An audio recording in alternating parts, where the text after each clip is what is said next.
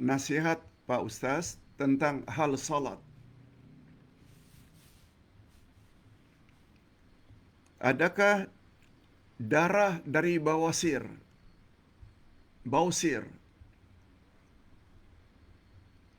yang terluka dikira sebagai najis? Bawasir ada terluka, mengeluarkan darah. Apakah darah bawasir itu najis? Perlukah diambil uduk asing-asing untuk salat fardu dan salat sunat? Itu pertanyaannya.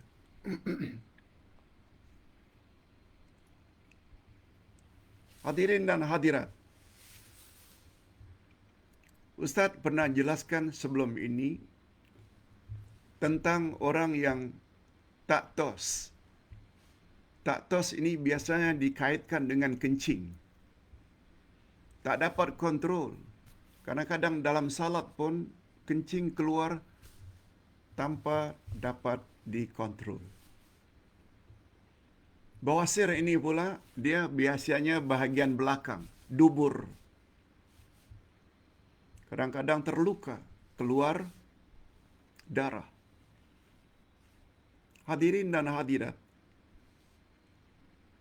darah adalah najis.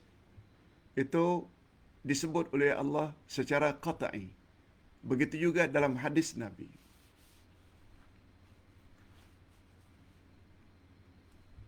Hurrimat alaikumud maitatu waddamu walahmul khinzir. Diharamkan ke atas kamu makan bangkai, darah dan daging khinzir.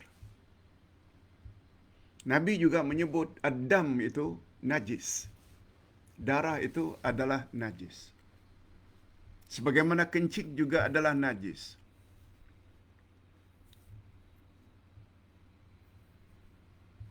Oleh sebab itu, andai kata seseorang yang salat kencingnya keluar, tidak membatalkan salatnya. Sebab dia tidak mampu untuk kawal kencingnya. Cuma ada syarat-syaratnya. Dia hendaklah ambil uduk setelah masuk waktu. Jangan ambil uduk sebelum masuk waktu. Setelah uduk, hendaklah dia balut bahagian kencingnya dengan towel atau dengan pampers, lalu dia salat. Ketika itu kencingnya keluar, boleh teruskan. Begitu juga orang yang bawasir. Bila ada keluar darah yang dia sendiri tidak dapat kawal, tidak membatalkan salatnya. Cuma sebaiknya ambillah uduk setelah masuk waktu. Kemudian balut bahagian tersebut dengan pampers, salatlah. Cuma pertanyaannya, boleh tak satu uduk itu kita gunakan untuk salat fardu dan sunat?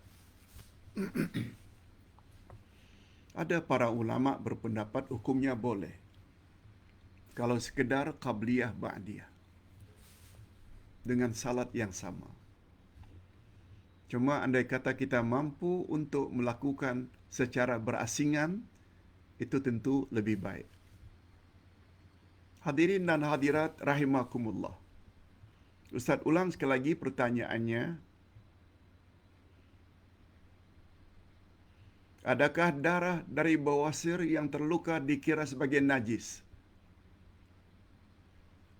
Kalau pertanyaannya ditumpukan kepada darah yang keluar dari bawasir, apakah termasuk najis? Kita jawab yes.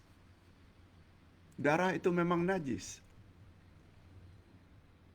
Cuma bila dikaitkan dengan susahnya kita untuk mengawalnya, sedangkan kita perlu salat, salatlah. Andai kata dia keluar juga tidak membatalkan salat. Itu yang Ustaz maksudkan. Najis tetap najis. Sedangkan syarat sah salat mestilah bebas dari najis pada badan, pada pakaian, pada tempat.